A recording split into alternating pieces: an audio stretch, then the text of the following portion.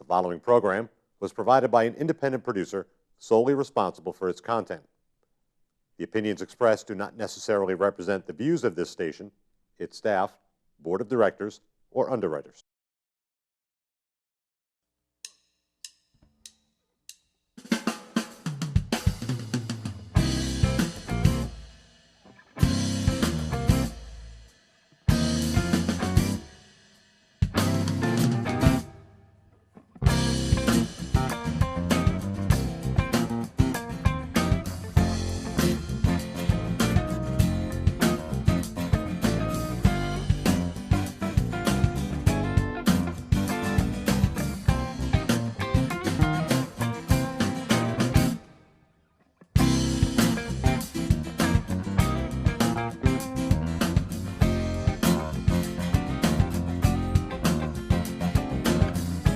Welcome to this episode of Gate City Chronicles. I'm Kevin Avard, your host.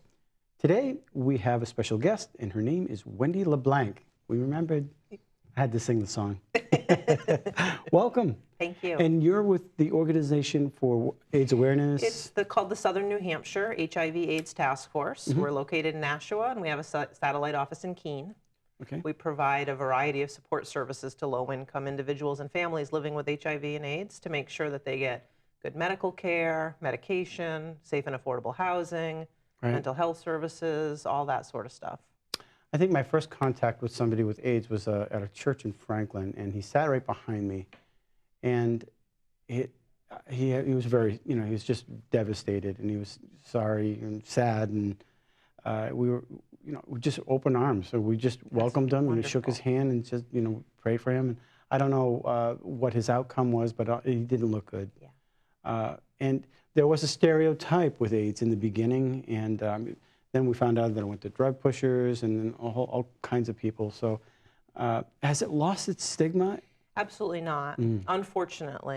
And it's hard for me because I live and work in this community, so sometimes I don't recognize it, but when I hear from the clients that we serve that many of our folks still do not tell their family members, do not tell their friends. They're scared of how people will react, how people will treat them. Right. And it is very difficult. At a time when they need love and help, support. Yeah. I mean, I think it's a lot better. A lot of our folks are very open, and their families know and their friends know, but certainly there is a significant stigma that does exist with HIV. Is there a particular number, or are the numbers increasing? Are they decreasing? Are they steady? That's a great question. I think certainly my expertise is in New Hampshire, not so much nationally or worldwide, but right now we know that there's a little bit over 1 million people in the United States living with HIV, with about 50,000 new infections each year. New Hampshire is considered a low incidence state, which is fortunate. HIV is predominant in urban areas like New York City and LA and so forth, San Francisco, but in New Hampshire we have maybe about 50 new infections a year at most. So it's, but still each of those numbers represents an individual person who needs support and needs help to make sure that they can live a happy life and do their best to stay healthy and not transmit the virus to other people. How are people generally being notified that they have it? I mean, are they doing screenings or? Sure. So right now, the CDC does recommend that everybody get screened for HIV on a regular basis, particularly pregnant women, and it's a standard of care for all pregnant women are automatically tested in New Hampshire. For other folks, though, a lot of doctors find it difficult to talk about sexual habits, about drug-using behaviors, and so a lot of times physicians that aren't particularly experts in HIV may miss it. Right. So we hope that the general community will know that if they may be at risk and would seek out a test either from their doctor or at an agency like ours that provides free, confidential, rapid testing like our agency does. Right now, a doctor, I mean, people are also, they don't always tell the doctor the truth. Absolutely. And so, but they're not there to hold the hammer over your head. Of course not. Like I always tell our folks, particularly people who are in care, those are the folks that I work with, that may be involved in other behaviors they don't want to tell their doctor, like if they're using illicit drugs, for example. And I always just say, your doctor's not your mother. Right. You're not going to get in trouble. This doctor is there for you, so be honest, be open, and it's in your best interest to do so. They're there to help make you well. Yeah, and, but I would say that a lot of people are afraid to tell their doctor, and we do testing at our agency because there are lots of folks that don't want to tell their doctor, or young people who are on their parents' health insurance and don't want to see you know, the possibility of any of that coming through on a statement from the insurance company that they had blood work done or something like that. Right. So how did you get involved with this? Well, that's a great question. In 1991, my best friend was diagnosed with AIDS, and this was early in the epidemic, not right or real early, but early enough that people didn't know about it. He was very quiet about it. He didn't share that with other people, and I was his primary support person. I got involved in the task force. At that time was nothing more than a support group in the basement of what was then Memorial Hospital, Southern New Hampshire Medical Center, and it was not even formed as a nonprofit yet. But I became a volunteer, learned about the disease, learned how to help people, and then the agency began, and I was fortunate in 1999 to get a job working at the task force, and I've been there ever since. So it's a very important part of my life and my family's life as well. And your friend? Passed away in 1995. Right. Yep.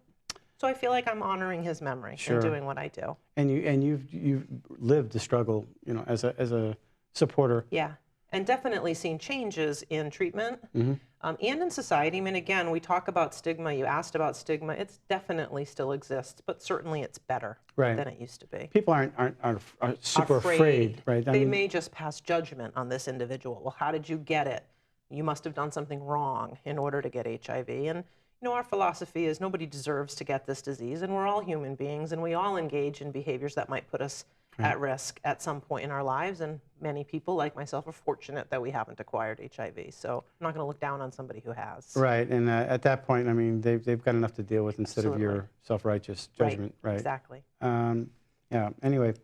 So what are some of the milestones? Have we made any progress? Absolutely. So treatment for HIV is you know, leaps and bounds above where it was when my friend was diagnosed in the early 90s. Today, HIV is considered a chronic illness as opposed to a terminal one. I would say, though, people do still die of this disease. This disease disproportionately affects people living in poverty, people with mental illness and substance use disorder, people of color, people who are already disenfranchised, and people who don't have a traditional support system or the resources that they need to take good care of themselves.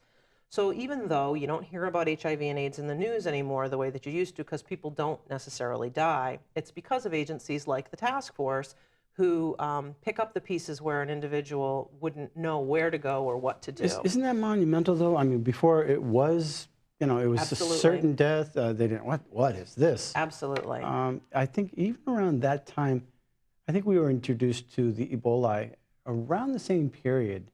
It seems to me that there was like this, oh my God, what's happening? It's the apocalypse at this point, you know, and now we're hearing more and more of the Ebola across the country. They're thinking maybe 100 cases a year or something to that effect, and that can grow. But the point is, there again is another one that people, you know, if you don't know about it, there's a great deal of fear.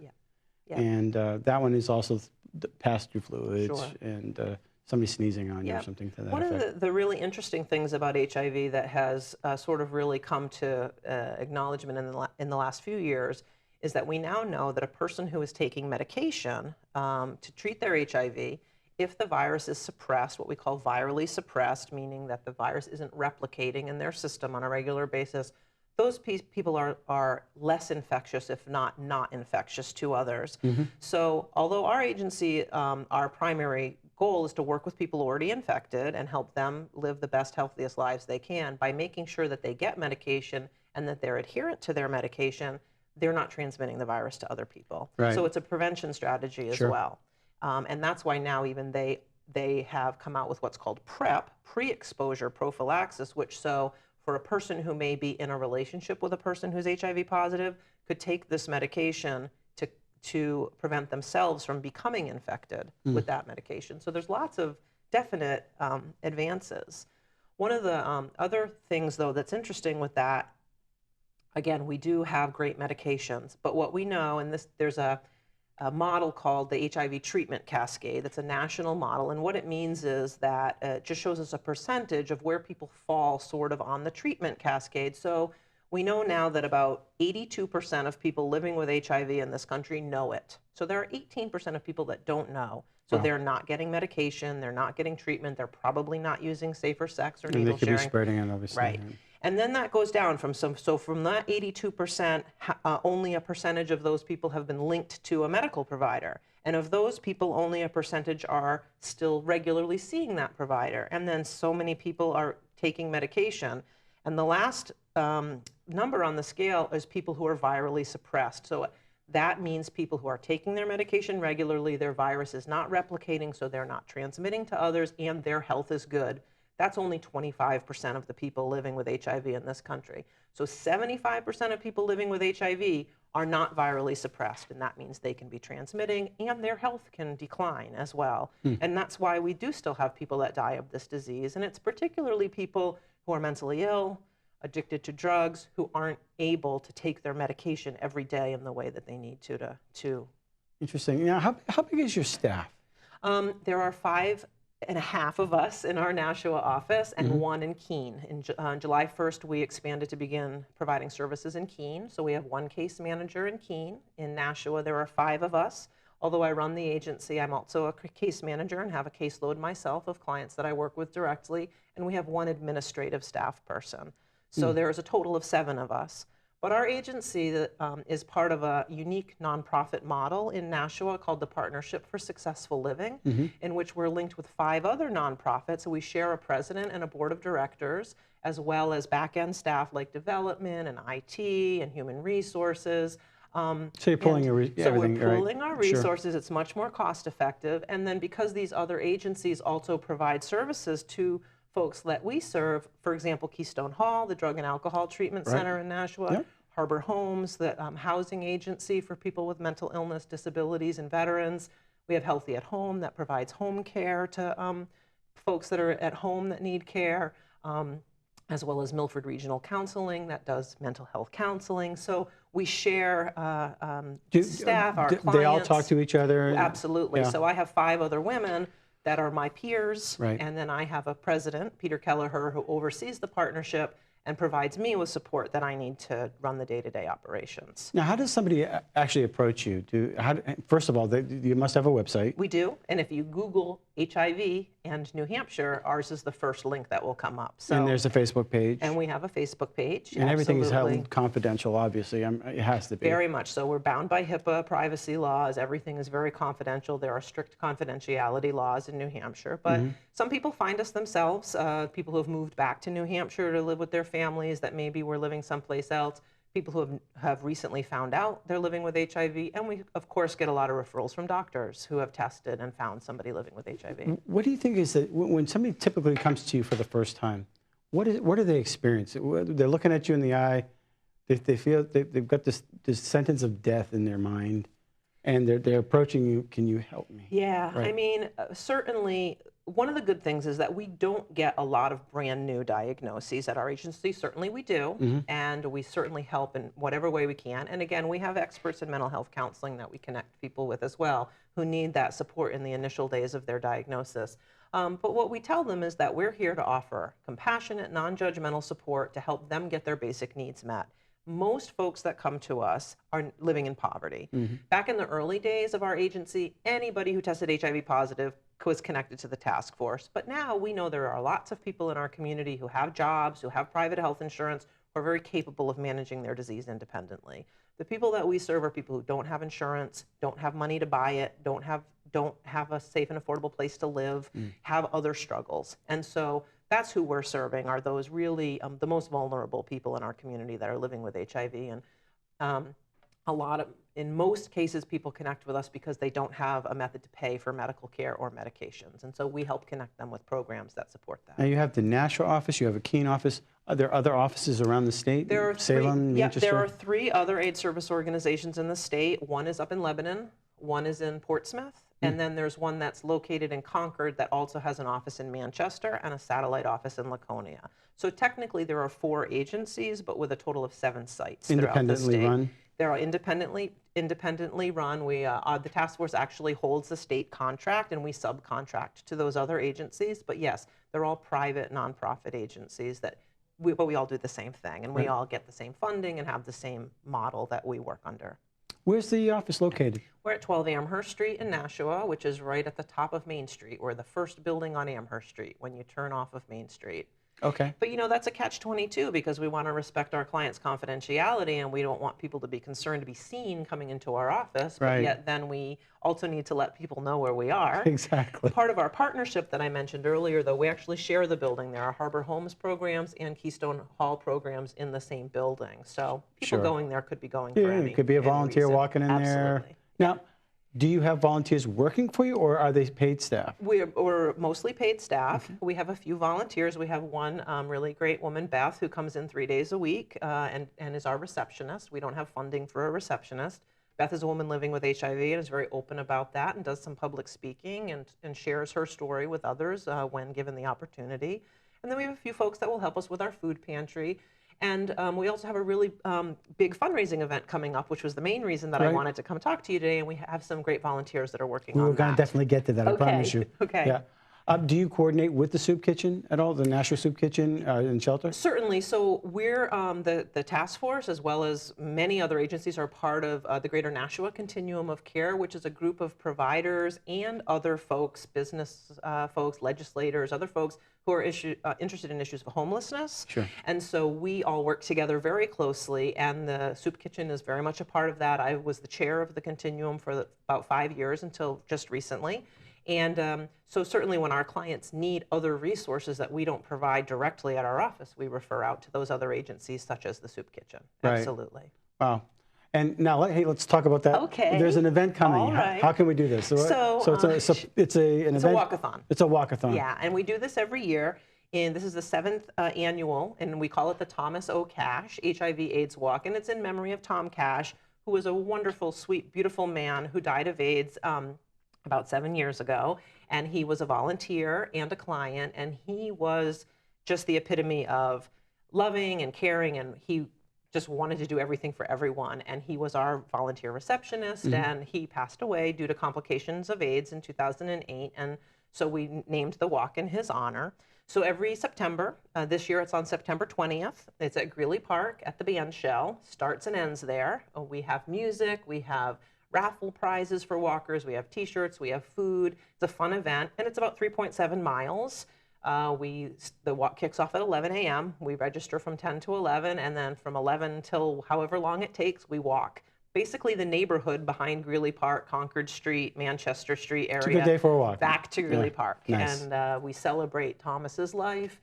We celebrate the people that are still living with HIV and those that we've lost. And it's an opportunity for our clients and our staff and our families and friends to come together and have a day of fellowship and memory. And it's a really nice day. Right. And it raises money, which is the important thing that we need. Right, right. Because obviously you're a nonprofit at this point. Do you have any sponsors? We have a lot of sponsors. Our primary sponsors this year are Doobie Investment Properties. They've been a sponsor for many years. And the Element Lounge in Manchester, those are our two primary sponsors. And then we have a number of other smaller sponsors from Any of them around in the Nashua? community. Well, let's see. The Telegraph is a media sponsor, and WMUR and Frank 106.3 FM are local. We have some folks from Manchester and Agunquit that have sponsored us. Walgreens is one of our sponsors. It's Southern good to New drop Hampshire names because we University. thank you, right? Absolutely. And we've got some, the Front Porch in Agunquit and a construction company out of Agunquit, which of course the name escapes me because you asked me for it. Sure. But like I said, Southern New Hampshire University is involved, and some of their students are going to come and volunteer on the day of the event. So If we're somebody can't excited. donate money, how can they help? They can come, you know, even if somebody can't collect sponsors. So it's a typical walk where you get a pledge sheet and you go up to your mother and say, can you sponsor me $20 to do this walk? Right. But if you don't have family that can do that, come, be with us, walk with us. It helps raise awareness. It helps people know that there are people that care. And our clients that come, you know, it means something to them to see the community coming out in support of our cause. Do you need volunteers for other things on a regular basis? On a regular basis, we honestly don't have a huge number of volunteer opportunities, but for anyone who does want to volunteer at the task force, and again, our partnership, we have a centralized volunteer coordinator for all 6 agencies, and they can call 882-3616 and get connected to a volunteer coordinator if they'd like to volunteer for any of our partner agencies. If you wanted the public to know one important thing about what your agency does, the most important thing. I think the most important thing that we do is make sure that people living with HIV/AIDS live a quality life, and that they can have normal relationships. They can be healthy. They can be happy. This disease doesn't have to define somebody. Right. It's a part of who they are, and we help them manage that part so that they can go on to be whoever they wanted to be, even before they found out that they were HIV positive. What's the name of the website? The website is AIDS Task Force, NH, like New Hampshire.org. So it's simply AIDS Task Force, NH.org. And the very first page you can click, and it'll bring you to all the information about the Thomas O. Cash HIV/AIDS Walk. And in addition to the walk this year, we have a really amazing community volunteer. His name is Arthur Ware, and he has just said, I'm going to make this walk bigger and better. And he's done a fabulous job. And in addition to the walk, he's worked with other community members to plan 3 other events to benefit the task force. And we're not really involved in the operation of those events, but there's going to be a comedy night in Manchester on September 5th. There's going to be a bag night at the Element Lounge, which is a fundraising event, on September 6th. And then on the day of the walk, on that evening, there's going to be a Miss AIDS awareness pageant at the Paradigm Lounge in Manchester, which is really, it's a drag queen event to become Miss AIDS awareness. And all of those are fundraisers as well to benefit our agency. So we're really thrilled that Arthur has really put his heart and soul into this. And we also have an honorary chairperson for our walk. His name is Steve DuPont, and he's Mr. New England Leather. So we're very excited to have Mr. New England Leather bring his network in. Yeah. You know, really, you mentioned to me at the very beginning that this started out as a gay disease and the stigma of being, gay, and then well, I didn't say gay, but certain populations, and that's what it was known as, right, as a gay disease. And the truth it had a is, stigma to it, you're right. in New Hampshire, men who have sex with men are still the most impacted by HIV. So the gay community wants to come out and participate, and needs to come out and participate and make a difference in their communities. Right. Right, and of course there's a lot of drug passing on with the needles. Absolutely, and again, in New Hampshire it's less. We have more men who have sex with men. Heterosexual transmission is very high as well, and injecting drug use. Those are the 3, ways that people get HIV. They get it, and then at that point they've got a lot to deal with. Exactly. Right.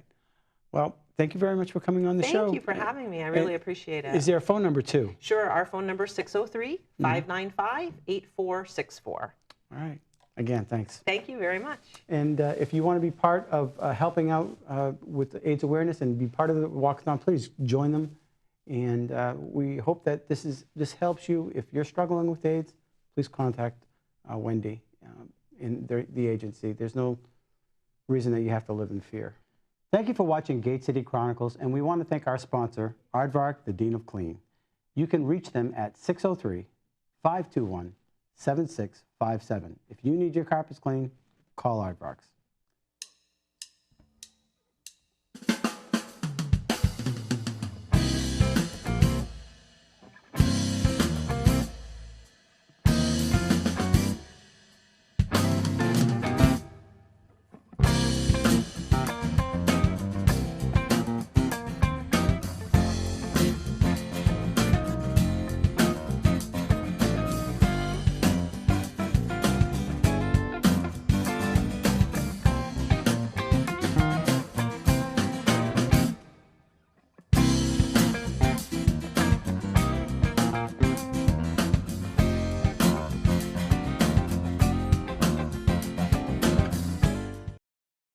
The preceding program was provided by an independent producer solely responsible for its content.